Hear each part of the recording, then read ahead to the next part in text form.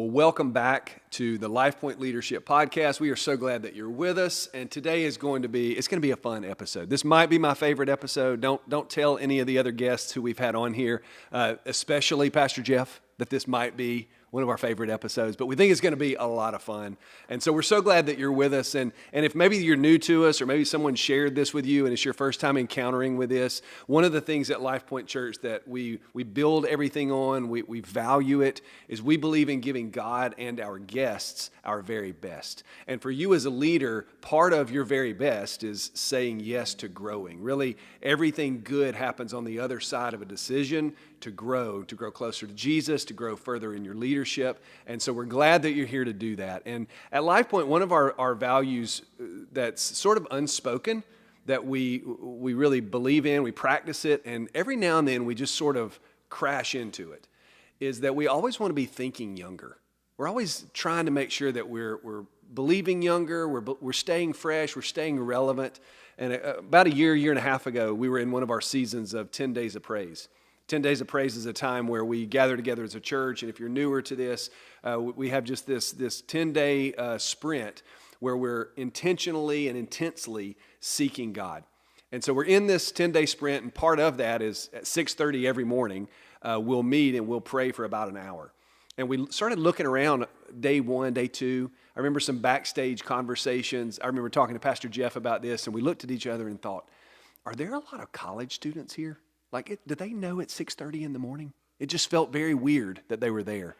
But what we started realizing was that the youth of our church, our high school students, our college students, our young adults, they were setting the pace and setting the tone when it came to seeking God with intent and seeking God with passion.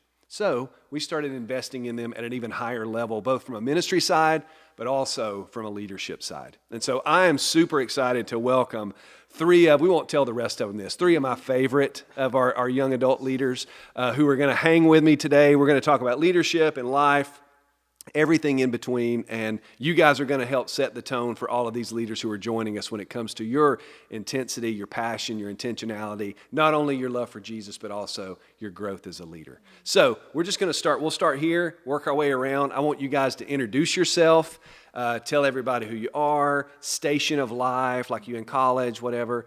And then every one of you guys, y'all lead something at the church. So let everybody know what you lead. Tiana, you go first. Hey, I'm Tiana, and I am in the position right now. I'm leading the student ministry, the worship, and I love it so much. I started leading when I just went out of high school, and I'm now at the moment in college. That's awesome. Yes. And so as leading it, just to be clear, you are not only the one who holds the mic, sings the songs, but you have a team, right? Yes, I lead a team of about 20 people. They're around college age, younger, and some is a little older, but it's a great group. It's young people.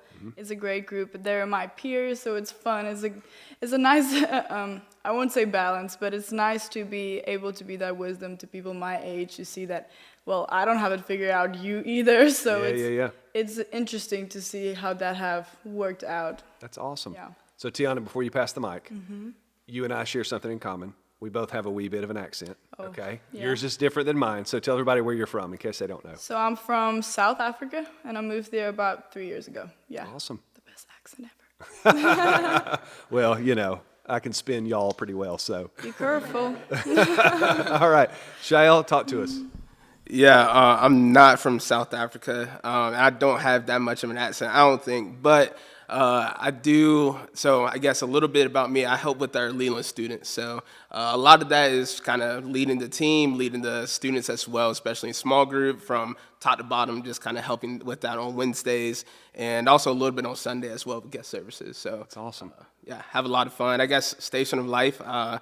I didn't go to college, and that kind of plays a part into my story, kind of how I got here and everything. I graduated 2020. I didn't want to learn online, so now I'm just working, trying to do what I can. That's awesome. So. And Shael, your family has been a part of the Lifepoint story for a long time. How many years have you guys been here? I think Lifepoint's coming up on 20 years next year, so I think next year it'll be 18. That's awesome. Next Easter, I believe it'll be 18, 17 or 18. I forget. You have a great family. Yeah. We're so much better just because of y'all's years of faithfulness. So that's awesome, man. And you're part of our Leland campus. Yes. So that's Love it. great. Love it. it. Leland campus. Awesome. Yeah. All right. And finally, Shelby. Yeah, what's up, everybody? I'm so glad to be here on the podcast with all of you guys and all of you guys as well. A little bit about myself. I actually am an intern here at Lifepoint. I run all of our social media platforms. So it's just been a great thing that to represent kind of Lifepoint online. And we reach so many people online. We have about 7,000 followers as of now, but our reach actually goes beyond 40,000. So about 90% of the people that we reach are people who don't come in the doors on a Sunday morning. So it's an incredible mission. I'm so honored to be a part of it, to be a part of what the Lord's doing here at Lifepoint. So yeah, I'm a college student, UNCW, and I love it. That's I love awesome. to learn. I love to be in the classroom, all the things. So for clarity, you say you run the social media. Like, Yes. what does that mean? Like, are you just posting stuff? Like, who are you in charge of it? Like, what do you do? Yeah, so I'm in charge of it. So all of our social media platforms, from the main page to the young adults to the students, I run all of it. So I film all of the reels, post all of the posts, respond to all of you guys' DMs. So it's been a lot of fun. I love it. I love it. That's great. And just so everybody knows, your parents your mom is awesome. She is. Your I don't know dad about is so my dad. Your dad is so I don't know about him. Shelby is my oldest daughter, so Shelby, we're glad you're hanging out with us, and we're really glad all of you guys are here, and you do represent something so much more than just when we think about the future of our church. Really, part of Pastor Jeff's heart is it's not just to build the church of today, but it's to build for tomorrow. Is to continue the mission of Lifepoint, to point people to life in Jesus, way beyond just today. And so you guys are a part of that. And as you've already said, you're not only working to grow in your leadership and develop in that, but you're actually doing stuff today. If any of you guys are not here, we suffer, right? So please don't go anywhere. All right? We'll convince you to stay. But I do want just to kind of, as we get started, we're going to talk about a few of the ways that we invest in younger leaders, the ways that we think younger, the ways that we're intentional about that. We'll talk about some good, bad, and the ugly with it. But for any of you guys who are joining this, maybe you lead a team and you may not have very much like age-wise youth on your team.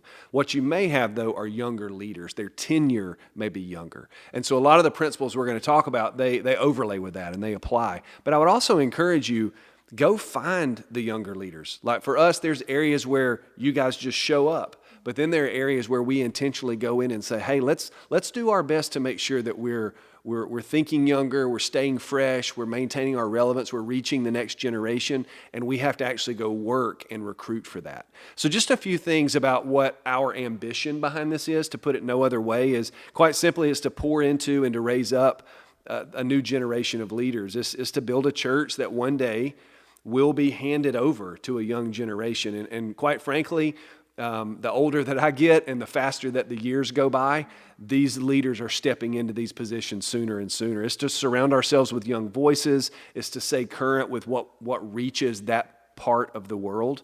And every day just to breathe life into the dreams and hopes and goals of leaders just like this. It's one of the best things that we do, is that investment. So let's talk a little bit about how we do this, okay? And part of the reason you guys are here is to make sure that anything I say, we're telling the truth, okay? That we actually are practicing what we preach. So let's talk about the way that we invest in you guys, the way you can invest in young leaders. Maybe as you lead your family, this might be relevant with your children, but how we do that. So let's just talk. There's 7 things. We won't spend forever on all 7. But the first one is this, is the first thing we try to do is just create a safe place. We work really hard to do that, to give you a place where you can refine your voice, you can refine your contribution, where you can actually speak into significant issues. Like this podcast is a great example. This is a very condensed, limited season, and we've got great leaders who are on this podcast influencing our church as a whole, and you guys have a seat at that table, right? So how have you felt that in leading at Lifepoint, you have a place that's safe for you to be able to do that? Give some examples of that. I'll go ahead and kick us off. I know, it's preached to us that church is really the safest place to fail, and I really feel like behind the scenes it truly is. I know I was given the opportunity not too long back to host one Sunday at our Pine Valley campus, and I said yes, and I took it by the reins, but when I stepped into rehearsal, I was prepared, but it was not great, just to be honest with you guys. it was not great. And so I had some mentors and some leaders watching me do it, walked backstage, went to them and I was like, I need you guys to be honest, like what can I work on? Anyway, they told me what to work on, and I kind of had in my mindset, I was like, okay, Shelby, the ball's in your court. Now go and play. And so I stepped back out on that stage for service, took in what they had told me, even though I had failed in rehearsal, right? And it was a win, and it was a big win. And I was very grateful for just the safe place, really, to fail and to then succeed. So the leaders have been a safe place for me. The church has been a safe place for me to not only fail, but to win as well. So I'm very grateful. It's good. I have a story to add too. So when I first moved here, I think it was about the second year that I moved here. And one story I can tell is I had a leader. I walked into this student ministry and I said, I want to audition. I've never held a microphone in my life before, but I just want to try. Yes, I went through the audition. I went through that road. And then my leader not only created, like you said, a safe space for me to try new things, but she always, like she said, gave permission to make those mistakes. And she also didn't expect me to be on her level. But she took a challenge with me. And then, I wasn't ready for most of the things, but she took a risk on me. And I appreciated that she loved it when we make mistakes, so she can kind of like take us through that. But I never felt under pressure to make mistakes. I never felt heavy. So, yeah. That's good. Pastor Jeff will say oftentimes that he feels like the local church in general should be, and wants our church to be, kind of the R&D department of Christianity, if you will. And that just research and development, one of the things that means is you fail a lot. Like you have a lot of things you try, and they might even work for a while, but they don't work forever. And so one of the things that we do kind of try to do, and I think for those of you who are leading other leaders, younger or otherwise, is create that space where you're allowing them to figure it out. Like, because some of it is not that there's a lack of confidence, it's not that there's a lack of skill, but there just needs to be a few reps. And so work to create a place where there can be some reps. Let's talk about another thing that we work to do, and you guys have already nodded to this, okay, is we do allow room for failure. So we work hard on that. We give you room to try and fail. We sort of push you out on the ledge sometimes. One of the keys to that is to celebrate trying.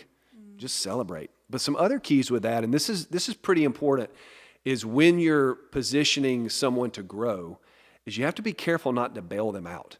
Like it's easy, Shelby, you mentioned getting up on platform and kind of bombing a rehearsal or whatever. It's easy just to step up and go, hey, I've got it. I don't think you're ready. Let me just do that. I don't even need to rehearse. It's really easy to bail people out. What we have to offer in place of that is wisdom and coaching. And really in doing that, you normalize failure. We want you to understand, like, it's safe to fail, but it's also costly to fail. And so hopefully, and I think you guys could echo it, sometimes you guys feel the weight of that cost, right? Nobody's going to rescue you, okay? So talk about that. Like, is there a time where you felt like, hey, I know that I'm taking a risk here, but I'm going to be okay, however it goes? Definitely. I've kind of had Balan. She's my direct report, and she always gives me chances to fail and to succeed. Always get set up to succeed, but when in the times I do fail, she always tells me, hey, you're not going to sink the ship. Whatever you do, and that's what Pastor Barry kind of echoes as well.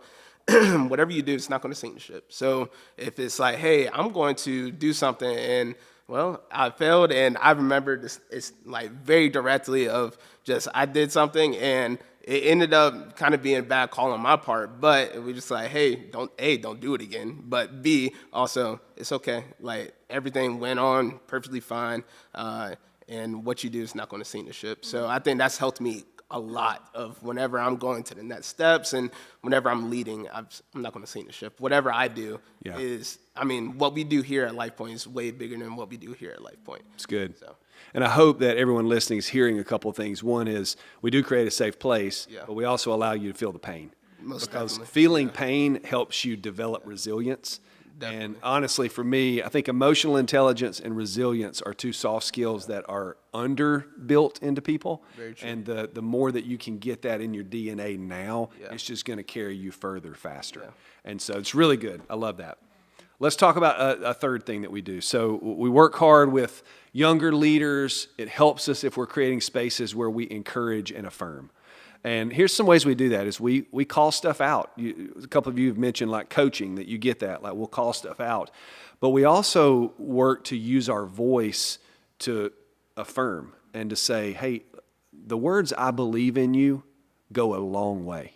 The words "I see this in you" go a long way. And understanding as leaders in seats like mine, and one day, very soon, you guys will be in seats like this one.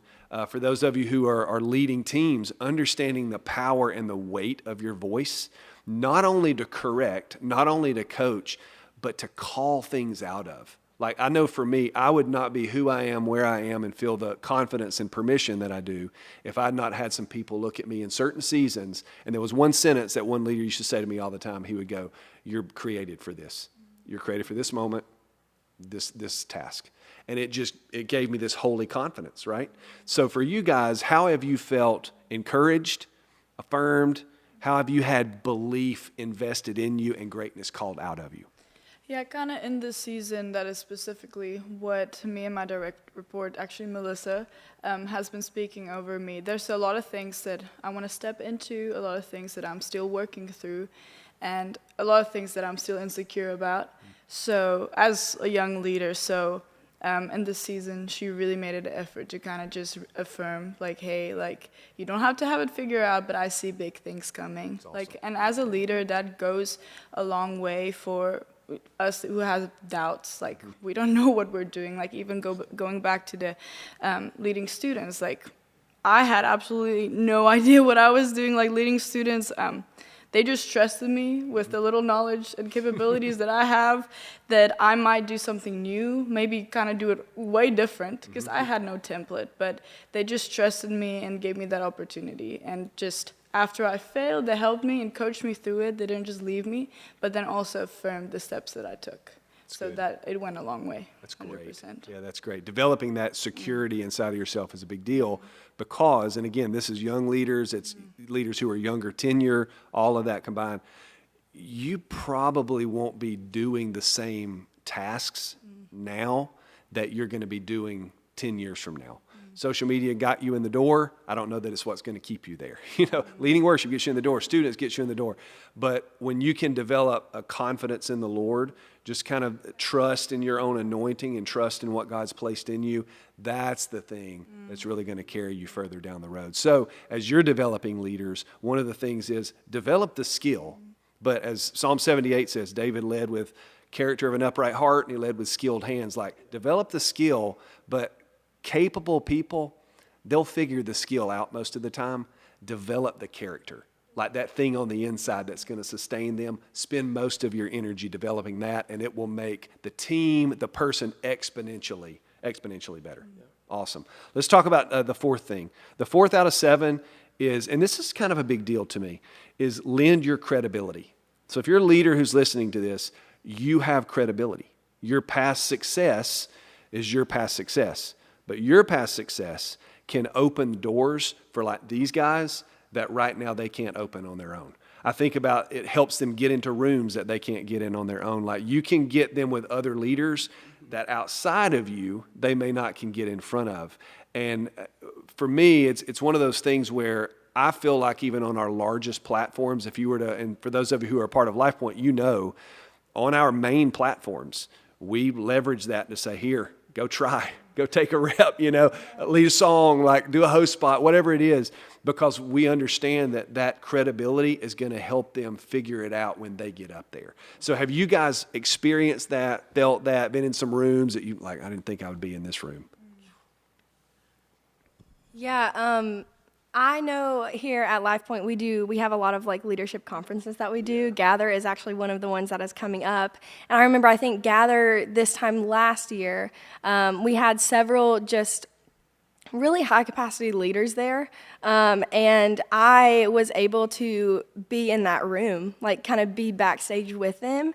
And to the young leaders who are listening out there, do not take that lightly. Like, you are there like for a reason, yes, but pick their brains. Like, I mean, they're giving you their time that they really don't have, and so take advantage of that. It's a big deal. It really is, to just be able to to be in the room with those people who are far more skilled than you, but who are so willing to pour into you, so that one day you can take their place. And what a joy and what an honor it is to be able to be in those rooms. So for that, I'm forever grateful. I have learned infinitely more than I could imagine from being in some of those rooms. So yeah. I love that. Shael, I know this next point is something I think earlier we were talking about, and I think you echoed that you've experienced this, but the fifth of 7 is give leaders a voice. Give young leaders a voice. Give them space at the table. And in my notes, I wrote down what table?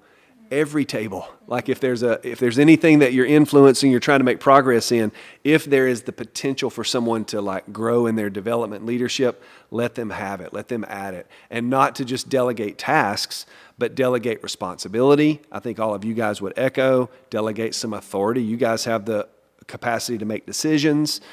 You do have direct reports that you're working through, but we trust you guys to make some decisions and process those with us. Shael, I think that's something you were saying you've grown from. Yeah, I think back to our first praise-a-thon that we had, and whenever Pastor Jason kind of came up to me, he's like, hey, we want you to close out and kind of read Psalms 150. I was like, awesome. So I'm sitting there, I'm reading Psalm 150 the whole entire day, practicing, making sure I don't mess up or anything. And then he was kind of maybe 30 minutes to an hour before I'm supposed to get on stage and kind of present it. He was like, hey, change your plans. You're actually going to read Psalms 149. I was like, ooh, okay.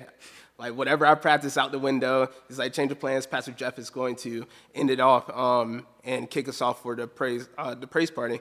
So I've read Psalm 149, and I just remembered in that moment of just okay, I'm going to read Psalm 149. Holy Spirit, just absolutely take over, because I don't know what I'm going to read. I knew it, but I didn't know how I'm going to read it, kind of the authority I was going to read it with. And I got up there, and I was super nervous. I was extremely nervous, but as soon as I started, I not blacked out, but I just forgot everything. I was like, I don't know if I just finished it. I'm going backstage, and I'm just like, did I just do that? What just happened? And nobody told you only read half of it. You finished it. But it was great. I went backstage, and everybody was saying, man, you did a great job. And all of those were very encouraging. It's man, we didn't know you were able to do that. And just them lending me the platform and the stage to be able to go out and speak during the praise-a-thon was absolutely awesome. But not only that, but just in kind of not even on the stage or anything like that, but just in super small huddles or our guest service huddles that we do in the morning. Just Lon told me, she was like, hey, are you good to lead this huddle? And it's 5 minutes before the huddle's supposed to happen. Not even 5 minutes, 30 seconds before the huddle's supposed to happen. And she's like, you good to do it? I was like, sure, let's do it. So I did it, and it was awesome, and I absolutely loved it. But it was those times whenever, hey, you got a few minutes to do it, and this is your chance. This is your opportunity. Don't let that pass you. Don't let that fail you. So those are the times that I've kind of gotten the platform to share my voice, and that's always been awesome. Hey, we remember that praise-a-thon. That was a lot of fun. Tiana, do you have something? Yeah, I have something short to share with that. What I learned, coming to, doing the worship with them, being able to sit through those meetings, is that I always see things. I think everybody have an opinion over things. Everybody sees what's going on. But I learned that even though everybody sees things, the truth is you're not always going to have a say. You're not always going to have a voice in every situation. And I think young leaders that's the pressure that you get, because you see things, you have ideas, but you won't always have a voice. Yeah. And what I learned is you have to be patient. You have to be patient to have that voice. And my leaders has said that as you're growing in leadership, never seek a platform, because a platform will be given to whoever God presented to. But that kind of gave me some peace a little bit with the ideas that I have, just to be patient, so that when you're able to have a voice, it's a privilege. It's not something that you should have. Yeah. So I kind of took that very seriously. I will be patient until somebody calls on me, or until I get the opportunity to speak, because it's generally just a privilege. It's not a right. Yeah. So, really leaders good. has really just, they've given me opportunities to speak, and I just have to remember that it's a privilege. That's awesome. Yeah. And hey, it's a great thing to learn now, because when you have leadership capacity, you see things. It will what you're describing will always be a thing. Yeah. And so you're always regulating. Not only do I have the authority to do this, but even when you do have the authority, the deeper question is this the right time to do this? Is this the right place do I have the right people to do this with? And so learning that discipline now, it will prepare you for when you have more opportunity in the future. That's really good. Here's the 6 of 7 things that we work to do that I think we're seeing some fruit from is investing in your growth. We invest in the growth of young leaders. We make their development a personal matter. At the highest level on our org chart, we sit around and talk about a program that we have just built for, actually these 3 are in it, is built for some of our, what we would consider eagles, like our young leaders that are just thriving. And we invest a lot in it. I remember as a younger leader myself, I had a pastor that I worked for that we had some things going on with some leaders kind of like yourself, and we could not fund sending some of them to a conference.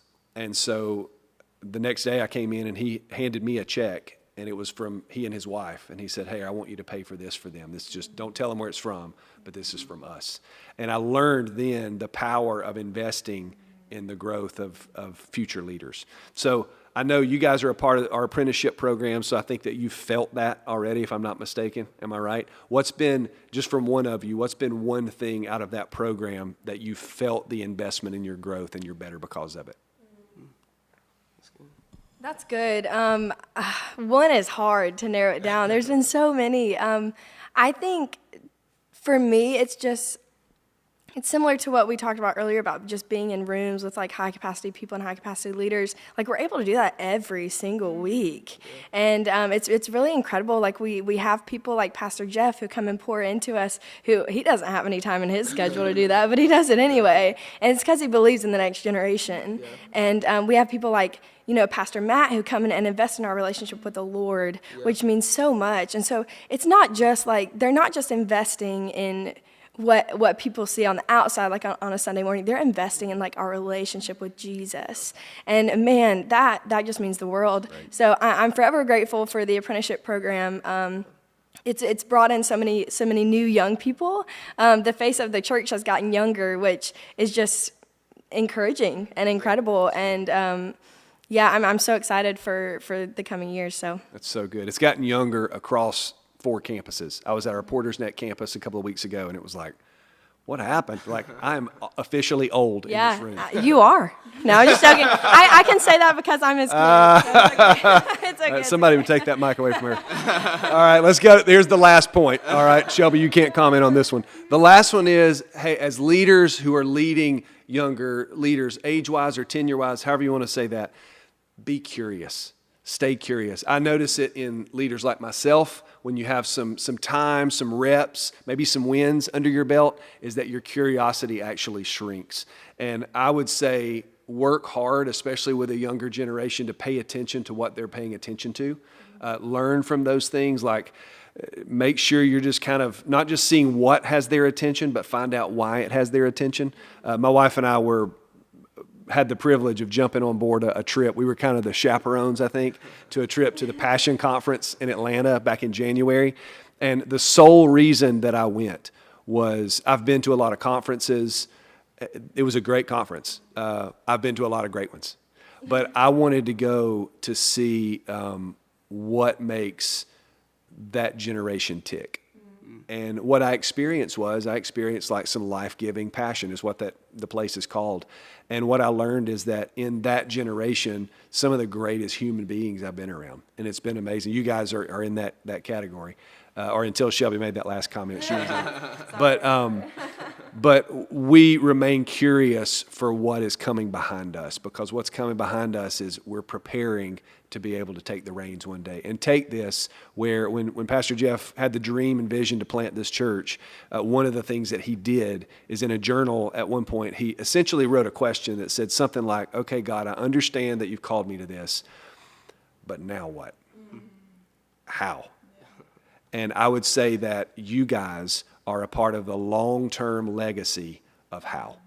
And so as we are investing in leaders just like this, as we're investing in new leaders on your team, understand that you're investing in the legacy of the dream of pointing people to life in Jesus that was started almost 20 years ago. So I hope this has been encouraging to you. Hope it's been encouraging to you guys. Hey, y'all were awesome, all right? We'll grade later who was the best episode, but I think y'all are pretty close. Y'all are pretty close. That comment from Shelby might have derailed the whole thing, but we love you guys. We believe in y'all. Thank you so much for adding value. Thanks for being a part of this, and we will see you on the next episode.